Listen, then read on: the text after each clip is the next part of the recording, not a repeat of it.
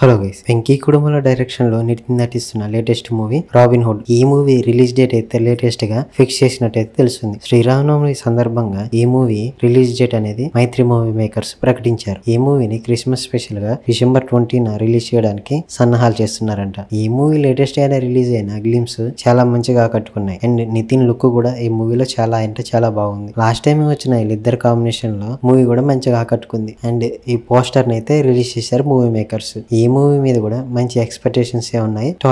Bollywood mister perfect Aamir Khan అయితే ఒక video viral అవుతుంది. అండ్ ఈ వీడియోలో ఒక పొలిటికల్ పార్టీకి సపోర్ట్ చేస్తున్నట్టు అమీర్ ఖాన్ అయితే తెలుస్తుంది. ఈ వీడియో పైన అమీర్ ఖాన్ రియాక్ట్ అయ్యి తనైతే ఒక ఎఫ్ఐఆర్ ఫైల్ చేసినట్టు పోలీస్ స్టేషన్ లో న్యూస్ అయితే వస్తుంది. అండ్ ఇలాంటి ఫేక్ వీడియోలు చాలానైతే వైరల్ అవుతుంటాయి. అది అమీర్ ఖాన్ కంటపడి అతని వీడియో నేను ఏ పార్టీకి సపోర్ట్ చేయట్లేదు, నేను ఏ పార్టీ వెనకలేను అని లేటెస్ట్ గా అయితే ఒక ప్రెస్ మీట్ లో తెలిపాడు. ఇలాంటి వీడియో పైన ముంబైలో సైబర్ క్రైమ్ పోలీసులకి అయితే కేసుని ఫైల్ చేశాడు. అండ్ ఇలాంటి చాలా వైరల్ అవుతుంటాయి, మీరు జాగ్రత్తగా ఉండండి తెలిపాడు ఆ వీడియో.